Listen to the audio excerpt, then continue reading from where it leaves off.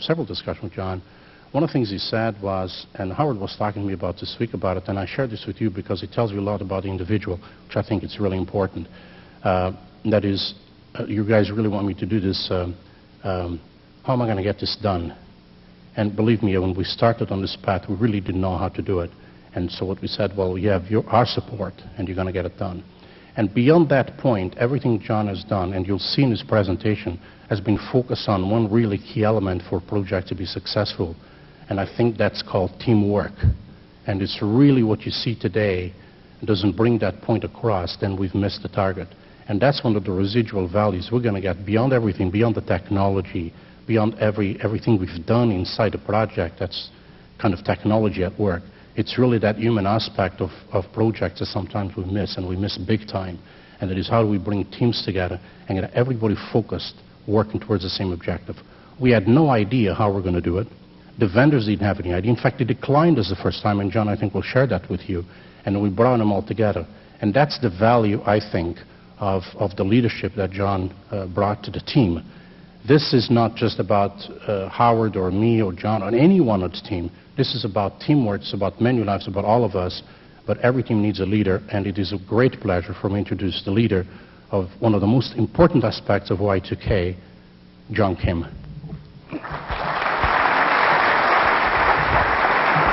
Thank you very much, Carlos, for a wonderful introduction. Good morning. I'm really excited to be here. By the way, can you hear me? Okay, that's good. Because last year I've done a lot of presentations, and many of you probably have attended my presentations. And usually when I go out and then do the presentations, then usually I ask for something like money, something like, please approve this plan so we can continue on, and that kind of stuff. Or I promise something. We shall do these things. We shall do these things, and so on. And then trust me, that kind of stuff. That's very heavy, prejudiced stuff. But now the project is over, and it's all done, so it's really easy. And then everything I say, nobody can challenge it because we've done it. So that's why I'm so excited.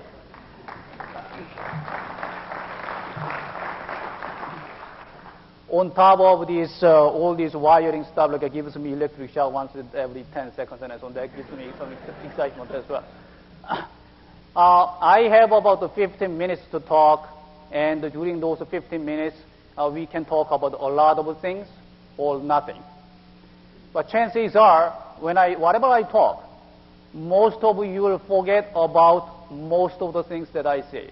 But I can guarantee you, today, within this 15 minutes, you will remember one thing out of this presentation. And then that one thing will stay with you the rest of your life. I can guarantee that. As long as you listen and then open your mind. Okay? So I'm not going to repeat this agenda. So those are the things that I'm going to talk about next 15 minutes. And let's see how it goes. I did press this, and then it's supposed to see. We practiced this for 2 hours. Okay, first of all, I want to start with the infrastructure project itself. We have just 2 mandates.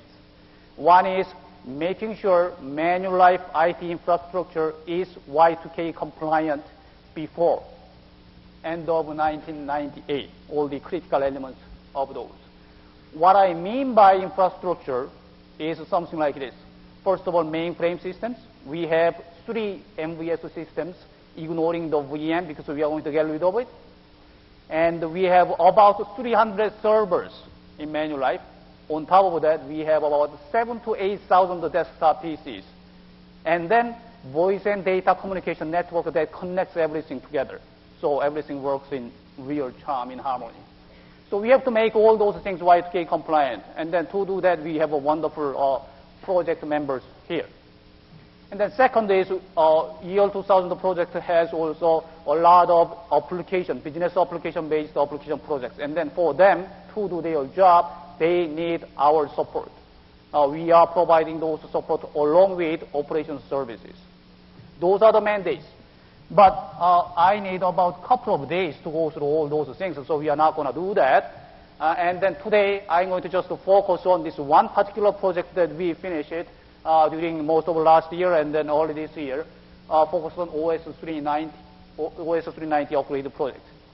So before I go on a little bit more about the scope, because there are some people here who are not familiar with the mainframe environment, so I'll explain what this is all about. OS 390 OS means open systems. Old days, when it was called like OS 370 or OS 360 and so on, it was operating system or something like that. But now it's open system. It's a new MVS-based operating system, the name of that system. So it's something like you can call it a mainframe operating system. It's just another different name with a lot of features and so on. It's one of the most modern ones. And then there are 6i, 6a, 6n, those things. Those are each is a separate, kind of logically separate operating system. It could be in the same physical box, but they work as independently. And then what's LPAR? LPAR is a logical partition. It is a kind of partition within the same box. Now I think nowadays like a PC can be configured like that, so sometimes you can bring it up as Windows or sometimes not. But this LPAR is kind of, you can have two different MVS systems or three different MVS systems in the same box. That's what it is. Okay, so those are the kind of a little bit of jargons in mainframe side. Very top line, when we started this project, I guess like around February, March 1997, we did some initial investigation, and then we found ourselves only about 25% of mainframe software were Y2K compliant at that time. And then that was really a scary thing. And then I'll come back to that, why that is really a big thing. So based on that, basically these are the scopes that we had to work on. So let's get to the next slide. So let's sum up those things. So what kinds of challenges are we talking about? The first one is too much work, too little time. I mentioned only 25% of the software products were Y2K compliant at that time. What it means is Manulife have about 250 different software products across 3 MVS systems. And then 25% of them makes over 50, so we still have about 400 different products that we have to make them Y2K compliant. Why 200 is so big deal? Because my previous job was part of upgrading these softwares.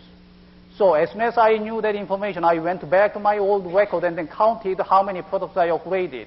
Between November 1995 and November 1996, during 1 year period, I counted and found 16 products. 16 products upgraded within a year. And then we were busy. So to upgrade 200 products is a lot of work. And then if we have that many things to do, then it's not just you can put the people in there and then expect it's done. And then we didn't have a lot of time either. And then we didn't have many papers. We had a really good paper, but we didn't have enough number of people. And then no test environment. We didn't have any separate test boxes that technical people can use to implement their software.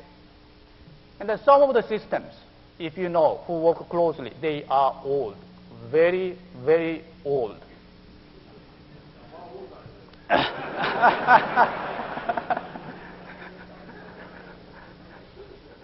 These systems were touched when I was dating some, I stopped right there. So it's that old.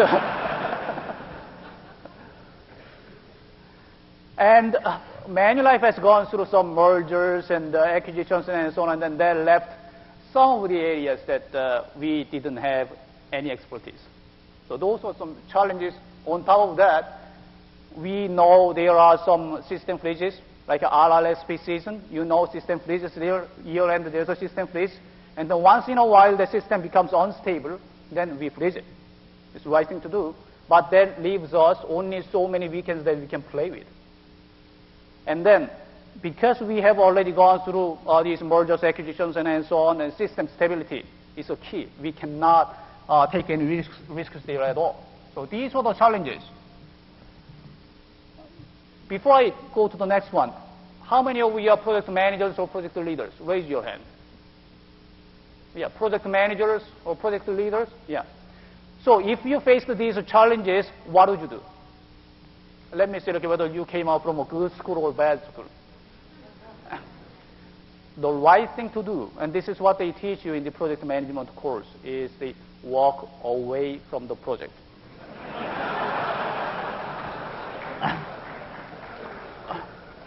And that's exactly what they did.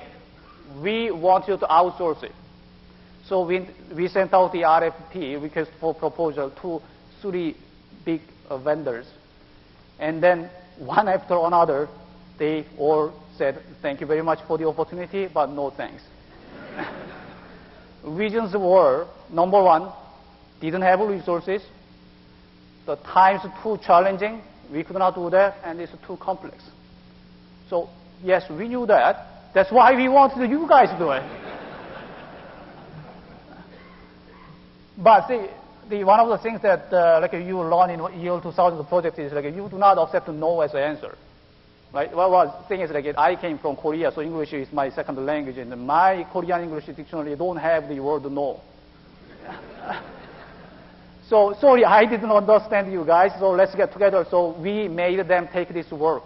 If you, as a vendor, if you cannot do it alone as one vendor, then can 3 of you guys do it together? Along with us, of course. Right? So we started the project in that way. And then another thing is, when we develop plan, again, this is a very, very bad project management practice. You should plan based on what you can do. But if we do that in the year 2000 project, the project will finish in year 2010, who knows, right? So we cannot do that. So we planned based on what has to be done, what should be done, okay? And on top of that, we talked about the system stability, production systems, and so we built a brand new testing environment. Just building that itself is a big challenge, but we did that. And then big bang approach. Again, what it means is there are a lot of these changes has to be done, and we cannot make these changes into production system every weekend. It doesn't make sense. Then we are going to make production very unstable. So we'll test thoroughly in test the environment, and then introduce it as a big bang. And then some dry runs. Dry runs are we test everything in the background, but actually you have to do it in real time, in the real production machine. And then this size of the size of this kind of project is really big, and then many people, almost everyone in Manulife is one way or another affected. So communication is the key. So we, again, focused on trainings, information sessions, information packages, et cetera, all those things. Continuing to the next slide. Okay, let's break. Okay, there you go. This is a slide that I can spend 5 minutes or 2 hours and so on. Basically, what I'm trying to show here is going down from the very bottom of the pyramid, we have to start with upgrade and installation of the product, and then after the testing, dry runs, and cuttable, and so on. I could have shown this in chronological order, one after the other. But the point here is, every step of the way, we were testing it again, whatever was in the bottom. So it's overlaying on top of it, So make sure, don't believe what the system programmer guys tested. Assume they didn't test it. So application guys come in and then test it again. So we can make sure. It's a lot of work, but it worked. And then on the communication, there are a lot of people out there who have vested interest. So we communicated to them properly, and then we used the Lotus Notes database a lot to control the processes on the left-hand side. So all the wonderful things happened. And then if anybody is interested, then I can talk about this later in some other occasion in detail. So I said we had big bang approach, so we had to bang, bang, bang, those big bangs happened.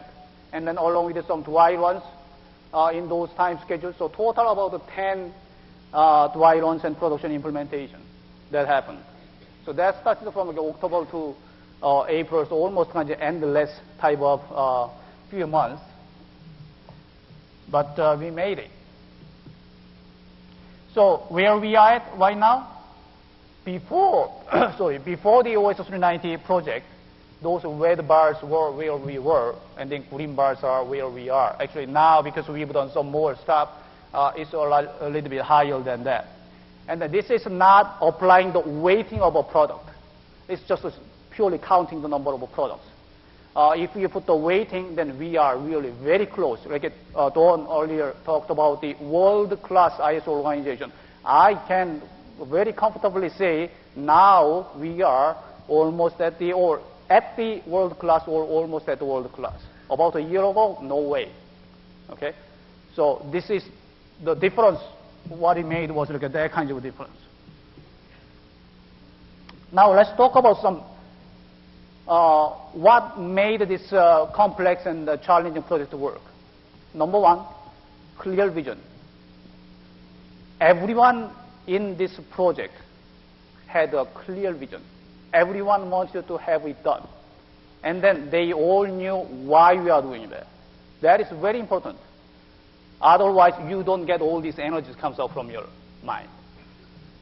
Okay, and then those few people we had, inside our Manulife, all these contractors that we hired, they had very good in-depth technical knowledge and experiences. And then strong support structure in the team, like the outside the team, we had all those structures were designed and then they worked very well. And then we automated some of the key control processes. That worked really well. Like something like during the dry run, sometimes like more than 100 people work in different locations, and then using a same problem tracking system, and then it worked wonderfully. Without those automation, probably it was not as that efficient, and we may have run out of time before we got into production implementation. And we had a strong management support from the senior managers and all the management, and thanks to Carlos. And then every single thing I asked for, he approved it. So without that, we could have not done the job. But the most of all, as Carlos highlighted, is the teamwork.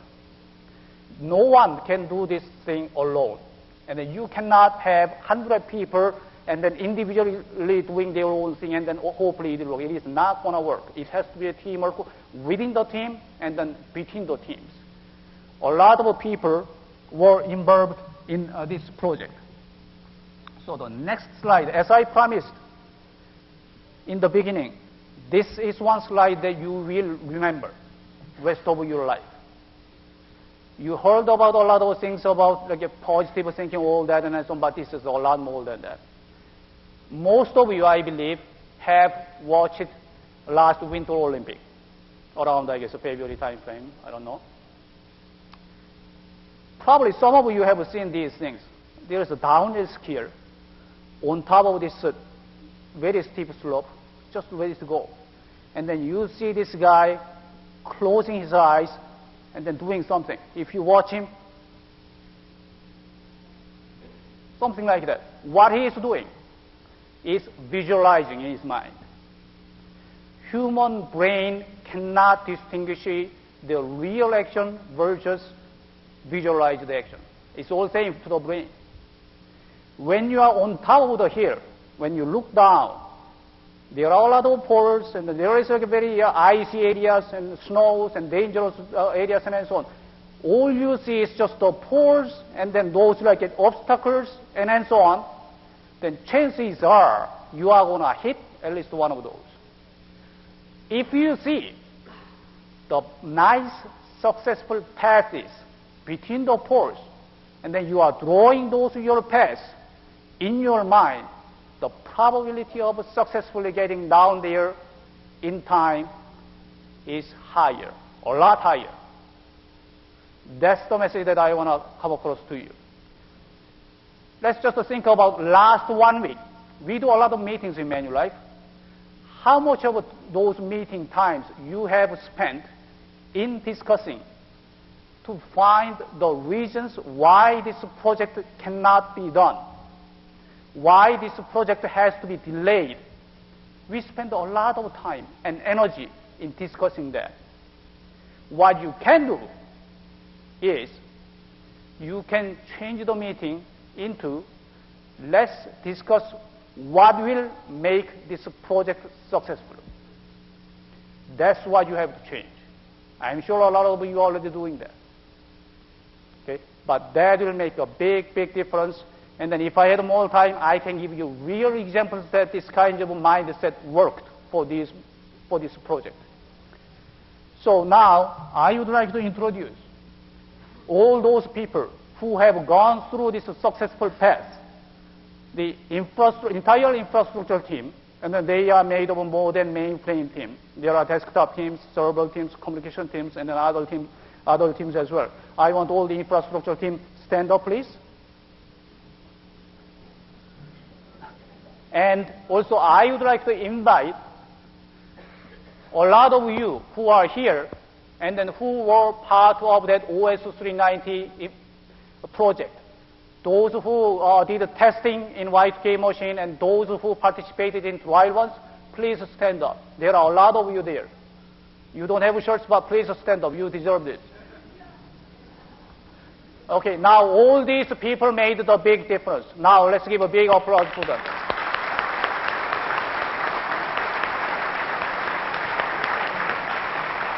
And thank you very much.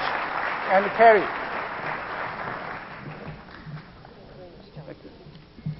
Thank you, Jung. Next, I'd like to introduce